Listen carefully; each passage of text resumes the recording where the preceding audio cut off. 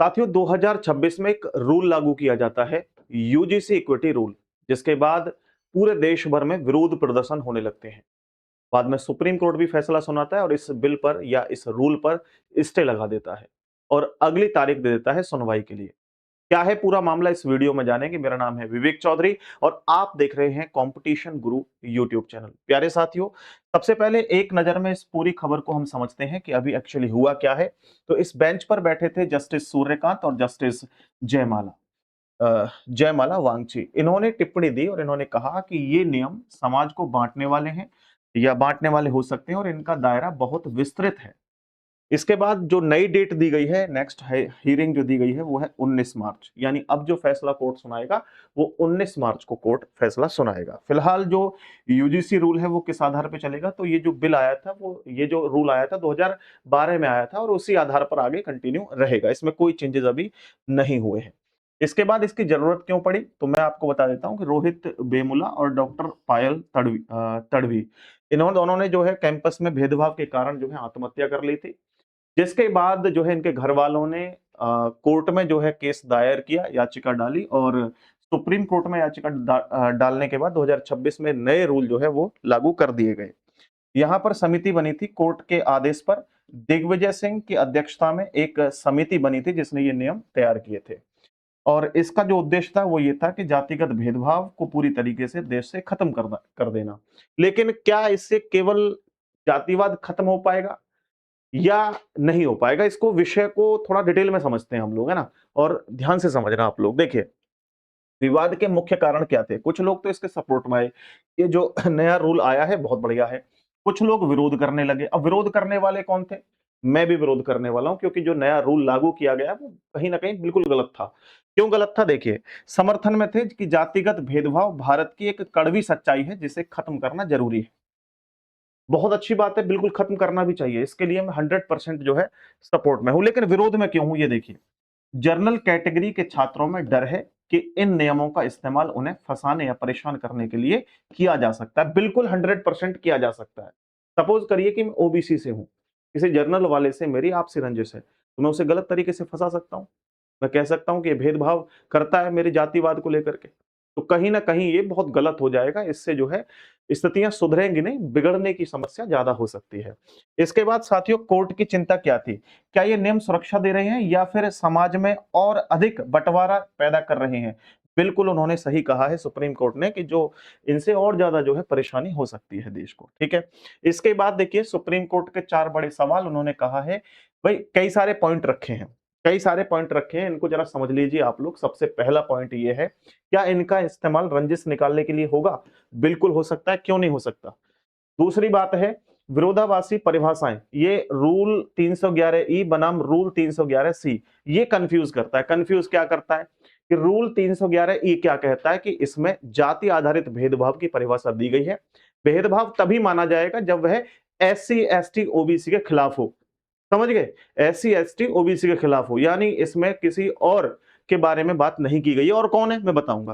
फिर दूसरा जो रूल है वो रूल क्या कहता है, ये जो कंफ्यूज करता है 311 सी, ये क्या कहता है कि यह सामान्य भेदभाव की बात करता है। किसी भी छात्र के साथ अनुचित या असमान व्यवहार को भेदभाव माना जाएगा, यानी फिर कोई भी छात्र हो, वो जर्नल का हो, SC का हो, ST का हो, किसी का भी। तो ये कहीं ना कहीं दोनों ही रूल अपने आप में कंफ्यूज कर देते हैं जो कि इसके अंदर डाले गए थे। एक तरफ आप कह रहे हो कि किसी के साथ जो है गलत नहीं होना चाहिए, और एक तरफ आप कह रहे हो कि केवल SC ST OBC के साथ गलत नहीं होना चाहिए। तो ये रूल आपस में कहीं ना कहीं मुसीबत खड़ी कर रहे थे। इस कारण को लेकर के इसमें एक नई डेट दी गई है और पूछा गया है कि भैया क्या करना चाहिए। ठीक है, इसके बाद मैं बात करता हूं कि छूटे हुए वर्ग यानी MBC और EBC, इनका स्पष्ट उल्लेख इसमें किया ही नहीं गया है। MBC क्या है, MBC मेरे भाई मोस्ट बैकवर्ड क्लास, ये भी डालना चाहिए था। इसके बाद क्या है, यहां पर है EBC। EBC क्या है प्यारे साथियों, इकोनॉमिकली बैकवर्ड क्लास। या मैं बात करूं EWS, उनके बारे में तो कोई चर्चा यहां पे की नहीं गई इस बिल के अंदर या इस रूल के अंदर, जो कि की जानी चाहिए थी।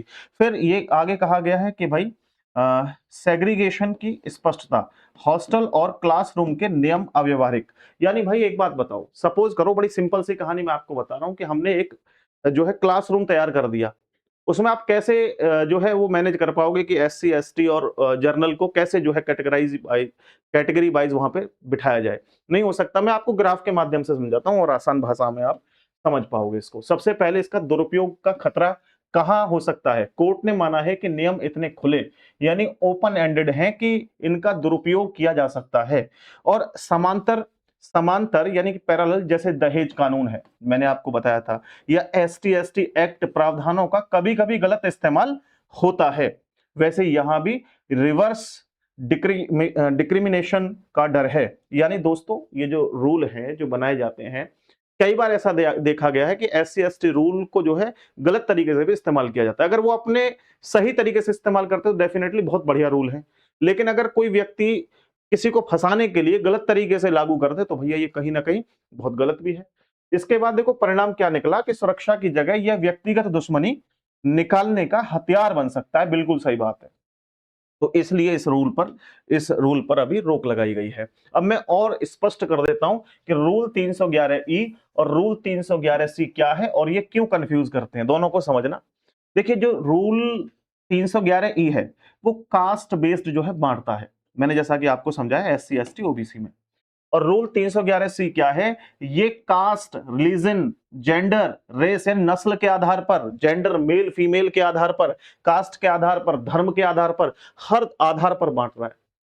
तो समझ रहे हो, यहां इन दोनों में कंफ्यूजन ये है कि इनमें लिमिटेड रख दिए हैं, इसमें जो है सारे के सारे ऐड कर दिए। भाई जेंडर में तो सभी आ जाते हैं, मेल फीमेल, कोई भी किसी भी कास्ट से हो, है ना। रिलीजियन में तो हिंदू मुस्लिम सिख ईसाई सब आ सकते हैं।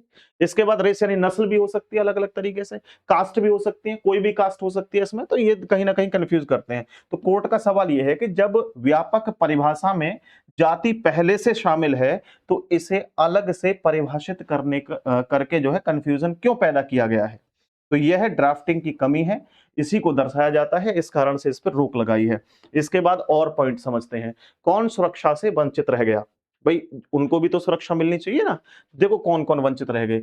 इन नियमों में ईडब्ल्यूएस जो आर्थिक रूप से कमजोर वर्ग है उसका तो जिक्र ही नहीं है, लेकिन एमबीसी और ईबीसी स्पष्ट रूप से गायब है। यानी कि जो मोस्ट बैकवर्ड क्लास है, एक्सट्रीम बैकवर्ड क्लास है, ईडब्ल्यूएस है, जो कि इकोनॉमिकल वीक है, ठीक है, उनको तो कोई बात उनकी की नहीं गई है, तो उनकी बात भी की जानी चाहिए थी। और कोर्ट ने पूछा है कि क्या मौजूदा ड्राफ्ट इन अति पिछड़े पिछड़े वर्गों को सही ढंग से सुरक्षा दे पाएगा या स्पष्ट नहीं है? तो इसको स्पष्ट करो। कैसे करोगे भाई? इसके बाद में जैसा कि मैंने आपको बताया सेग्रीगेशन और रैगिंग, इन दोनों पॉइंट्स को थोड़ा समझना बहुत जरूरी है। सपोज करिए कि एक क्लास है, ठीक है, इसमें चार तरह के लोग हैं। मैं सपोज करता हूं एक एसटी के व्यक्ति हैं, एससी के हैं, ओबीसी के हैं, जर्नल के हैं। इन्हें कैसे आप कैटेगरी वाइज रखोगे? बोला सर सबके अलग अलग जो है बेंच रख दी जाए कि यहाँ एक एसटी का बैठेगा, यहाँ जर्नल का बैठेगा, यहाँ ओबीसी का, यहाँ एस। क्या ये तरीका सही रहेगा? ये तो भेदभाव को और बढ़ाएगा, बढ़ाएगा नहीं बढ़ाएगा? तो इस कैटेगरी वाइज तो एससी एसटी ओबीसी को रखा ही नहीं जा सकता। फिर आप कैसे समानता की बात कर सकते हैं बताइए? आप क्लासरूम को अलग अलग ढंग से कैसे बांट सकते हैं? नहीं बांट सकते। फिर सबसे महत्वपूर्ण आगे देखो, यहां पर क्या है? रैगिंग की चूक। रैगिंग क्या हुआ करती थी भाई? पहले रैगिंग जो है बहुत गलत बताई जाती थी कि गलत है, रैगिंग नहीं करनी चाहिए, क्योंकि कहीं ना कहीं रैगिंग से दुरुपयोग लोगों का हो रहा था। अब 2012 में इस पे पूरी तरीके से रोक लगा दी थी, शामिल कर लिया गया था इस रूल के अंदर। लेकिन इस 2026 के नए रूल में इसको हटा दिया गया है और कोर्ट ने इसे खतरा माना है कि अब रैगिंग की जा सकती है। तो ये गलत है भाई, रैगिंग के बारे में कोई चर्चा ही नहीं है, उस रूल से हटा ही दी गई। बहुत गलत है ये तो कहीं ना कहीं ये जल्दबाजी में कैसे ये रूल बनाए गए हैं, समझ से परे है कहानी। अब जैसे कुछ नियम को मैं अपने आधार पर समझाने की कोशिश करता हूं, ठीक है। देखो मानक स्तर 500 और वास्तविक स्तर 80,000 प्लस। ये गंगा नदी है, जैसे सपोज करना, सिर्फ नियम बनाने से बदलाव नहीं आता है। गंगा नदी के लिए कड़े नियम और बजट है, फिर भी प्रदूषण जानलेवा है। क्यों? क्योंकि हमें खुद भी समझना चाहिए। केवल सरकार कोई नियम बना दे वो बिल्कुल 100% एकदम पारदर्शिक तरीके से चले, ऐसा पॉसिबल ही नहीं है। प्यारे साथियों, निष्कर्ष यह है कि समाज में जो नैतिकता है, ठीक है, और जो ईमानदारी है, कागजी नियमों में कागजी नियमों से ज्यादा जरूरी है। यानी हम लोगों को ऐसा सोचना चाहिए कि चाहे कोई एसटी से हो, एससी से हो, ओबीसी से हो, जर्नल से हो, सब परिवार के लोग हैं। हम पढ़े लिखे लोग हैं, कुछ नेता, कुछ पार्टियां इनको गलत तरीके से जो है रिप्रेजेंट करती हैं, जबकि हमें खुद सोचना चाहिए। खुद सोचना चाहिए कि हम सब एक हैं और एकजुट होकर के देश को आगे बढ़ाने की बात करें, ना कि हम आपस में बंटने की कोशिश करें। बंटने के कारण तो हम आज तक इतने पीछे हैं, अन्यथा हम बहुत आगे हो सकते थे। आगे बढ़िए दोस्तों। अब आगे क्या है, आगे का मैटर समझें। यहां से चलते हैं और वर्तमान स्थिति से लेकर के आखिरी पॉइंट तक एक एक पॉइंट को समझो। वर्तमान स्थिति, सुप्रीम कोर्ट 2026 के नियमों पर स्टे रोक लगा दी गई, यानी कि अभी स्टे लगा दी गई है। तो यहां पर 2012 के जो नियम लागू किए गए थे, यही जो है आगे चलते रहेंगे। फिलहाल लागू नियम जब तक फैसला नहीं आता, जब तक 2012 वाले नियम ही चलते रहेंगे। अगली डेट 19 मार्च को है और 19 मार्च को ही इसकी अगली सुनवाई होगी। देखते हैं कि सुप्रीम कोर्ट जो है वो क्या फैसला सुनाता है। निष्कर्ष ये निकला कि कोर्ट का उद्देश्य भेदभाव को रोकना है, लेकिन नए भेदभाव को जन्म देना नहीं है। नियम ऐसे होने चाहिए जो लचीले हों और फ्लेक्सिबल हों, सबको साथ लेकर के चलना चाहिए। बिल्कुल सही बात है, बिल्कुल सबको साथ लेके चलना चाहिए। यहां जो चर्चा हुई है, क्या सुप्रीम कोर्ट द्वारा रोक लगाना सही था? अपने विचार कमेंट्स में जरूर बताएं प्यारे साथियों। कि सुप्रीम कोर्ट ने इस रूल के ऊपर रोक लगाकर सही किया है या नहीं। आप लोग अपना वैल्यूएबल कमेंट जरूर दीजिएगा। मैंने पूरी कहानी आपको सिलसिलेवार तरीके से बहुत आसान भाषा में सुना दी है। अगर कोई गलती मैंने कहीं की है तो आप प्लीज मुझे कमेंट में बताइएगा और सुधारने का मौका दीजिएगा। नमस्ते, जय हिंद।